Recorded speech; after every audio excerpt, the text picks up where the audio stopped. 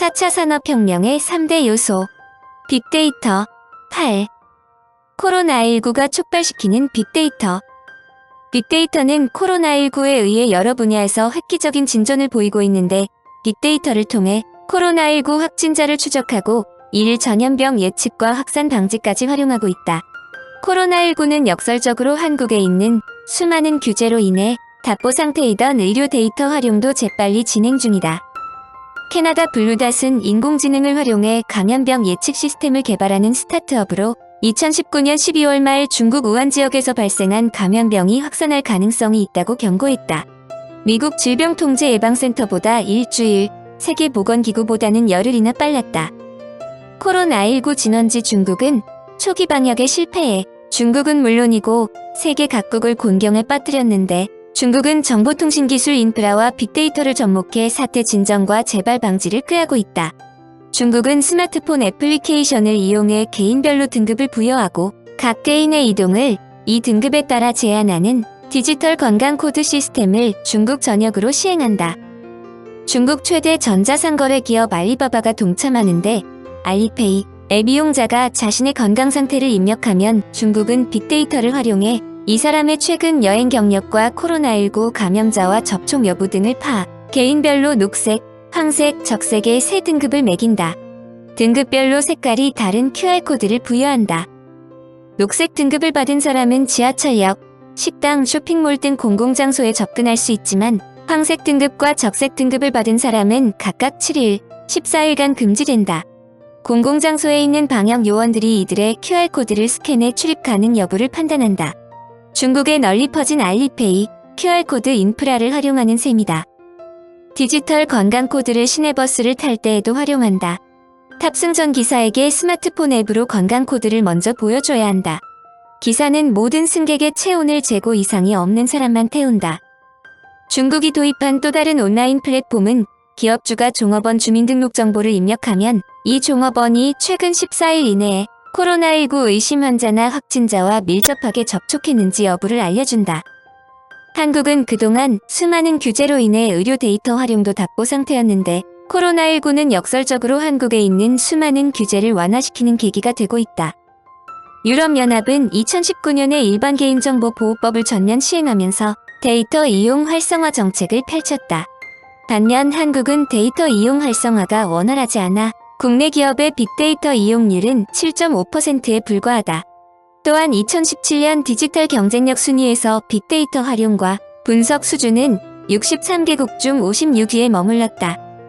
2020년 1월 데이터 이용 활성화를 위해 데이터 3법이 국회를 통과하여 숨통이 터졌다.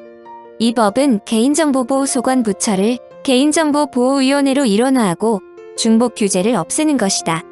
이 때문에 기업과 개인이 데이터를 활용할 수 있는 폭이 넓어진다. 그것은 가명정보의 활성화로 이는 개인정보 주체의 실명을 알 수 없도록 하여 특정 개인을 식별할 수 없도록 하는 것이다. 즉, 개인정보를 공개하지 않으므로 개인의 이용 동의 없이도 활용할 수 있다는 것이다. 이를 의료계에서 고대한 것은 앞으로 제품, 서비스 등의 의료 빅데이터를 적극적으로 활용할 수 있기 때문이다. 특히 기업이나 의료기관 등이 보유한 임상 데이터를 결합하여 개인 맞춤형 의료 서비스나 임상 의사결정 지원 등 활용 목적에 맞게 제공할 수 있다. 더구나 기존의 데이터 활용 범위를 확대하여 빅데이터 기반 제품과 서비스의 질 개선 및 신규 비즈니스 모델 발굴도 가능하다. 사실 이 분야에서 외국의 활약은 대단하다. 핀란드는 국가 전자환자 기록을 유럽에서 처음 도입했다. 핀란드 국민은 포털을 이용해 자신의 전체 임상 기록 및 자신의 데이터에 대한 접근 권한을 관리할 수 있다. 덴마크도 핀란드와 같은 방법으로 환자 건강 기록을 관리하며 포털을 통해 진료 기록의 99%가 병원에서 주치의에게로 전달된다. 영국은 완전한 의료 디지털화를 위해 전자의무 기록 등 기본적인 통합 디지털 시스템을 구축하고 있다. 과거 의료기관 안에서도 사용하는 전자의무 기록 플랫폼이 제각각이었는데, 이에 영국은 전자의무 기록, 환자와 의료진, 전자처방전 및 전자진단 시스템, 의료기기 전자기록 관리 등을 모두 포함한 통합 시스템을 구축하여 의료 전반에 획기적인 기여를 촉구하는 것이다. 미국의 경우는 정부가 아니라 민간 차원에서 건강정보 공유 플랫폼을 구축한다. 네트워크 플랫폼인 페이션트라이크미가 그 예로 미국 내 연구진과 기업은 페이션트라이크미를 통해 다양한 임상 데이터를 수집 및 활용하고 있다. 중국도 빅데이터를 활용한 의료산업 육성에 적극적이다. 중국은 2015년부터 빅데이터 산업 육성 정책을 꾸준히 전개하고 있는데 이 중 중점적으로 추진하는 것은 건강 및 의료 관련 정책이다. 빅데이터를 활용해 병실 공실률을 줄인 광둥성의 경우 환자와 병원의 데이터를 통합해 기존 환자들의 개인별 행동 양식, 심리 상태, 발병률, 입원율 등을 분석한 결과 공실률을 13%에서 8%로 줄일 수 있었다. 보건의료 빅데이터가 주목받는 것은 신약 개발 과정에도 활용할 수 있다는 점이다. 희귀질환 치료제 개발 과정에서 환자를 모집하기 어려운데 빅데이터로 임상시험 대조군을 대체할 수도 있다는 예측이다. 기존의 약물 치료가 효과가 없으면 유전 정보를 활용해 환자의 약물 반응성을 파악할 수 있다. 즉, 감염정보 기반의 의료 빅데이터 활용으로 다양한 개인 맞춤형 의료 서비스가 활성화될 수 있다는 것이다. 한계가 없는 빅데이터 영역. 빅데이터가 전방위로 활용된다는 것은 그동안의 음식물은 물론 음료수 등을 인공적으로 만들 수 있다는 것으로도 알 수 있다. 롯데제과는 IBM 인공지능 컴퓨터 왓슨과 함께 새로운 맛을 찾아냈다. 왓슨은 식품 관련 8만여 개 인터넷 사이트에 게재된 1000만여 개의 소비자 반응과 각종 소셜 네트워크 서비스 채널의 정보를 수집했다. 이 정보를 AI가 분석하고 조합하여 빼빼로 깔라만시 상큼 요거트와 빼빼로 카카오 닙스를 출시했는데 이는 빅데이터가 아니면 상상도 못할 일이다.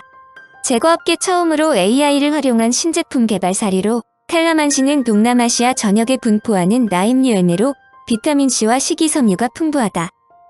한마디로 빅데이터를 통해 식음료계에서 획기적인 성과를 얻을 수 있다는 뜻이다. 빅데이터는 농산물 영역에서 놀라운 적응력을 보인다. 세계 최대 종자회사 몬산토는 빅데이터를 이용한 처방농법으로 작물 수확량을 획기적으로 늘리고 있다. 빅데이터를 이용해 농작지별 수분량, 질소량, 병해충 상태, 미생물 함유량 등을 종합 분석하여 예상 수확량이 평년보다 적은 곳, 예상 수확량이 많은 곳을 파악하여 적절한 조처를 취한다. 강수량, 기온 같은 빅데이터를 분석해 비료를 몇 제곱미터마다 몇 킬로그램씩 뿌리면 생산량이 증가할 수 있다는 구체적인 개선책도 제시한다. 그동안의 결과에 의하면 생산 비용을 30% 줄이면서도 수확량은 25% 이상 늘릴 수 있다고 알려진다. 빅데이터가 농작물 조절 등 거대 영농에만 적용되는 것은 아니다. 포도주 제조 스타트업 기업인 아바 와이너리는 포도주 성분을 정밀 분석하여 복제 포도주를 만든다.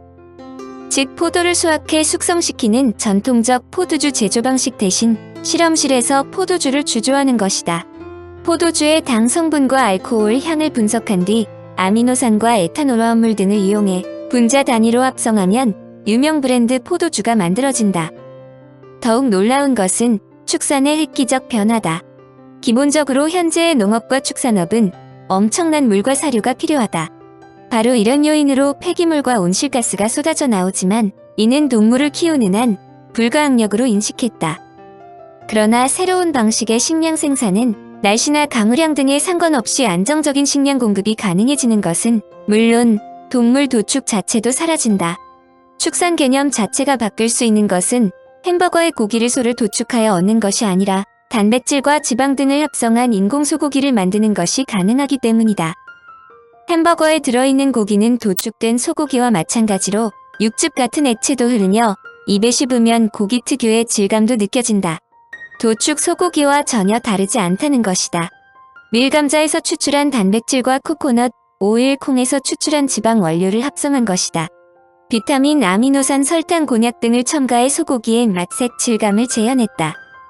이는 빅데이터가 없으면 태어나지 못할 일로 전문가들은 앞으로 인공소고기 등 많은 식재료가 인공으로 만들어질 것으로 추정한다.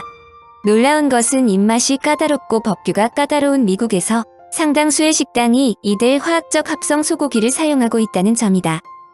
이런 4차 산업혁명의 소고기가 각광받을 수 있는 것은 인공 소고기가 가축을 도축해 만든 고기보다 친환경적이면서 영양도 사람에 따라 맞춤형으로 제공할 수 있기 때문이다. 기상 빅데이터는 생각보다 실생활에 많은 영향을 미친다. 기상 예측에 의하면 주말 기온이 25도씨를 넘으면 20에서 40대 여성들의 치킨 배달 주문이 많아진다는 결론이다. 이것은 날씨 데이터를 활용한 건강예보 서비스 등이 유용할 수 있다는 것을 의미한다. 실제로 이런 데이터를 토대로 주문 물량이 한꺼번에 몰릴 것에 대비하여 사전에 식자재들을 준비해 놓는 것은 이제 구문이나 마찬가지다.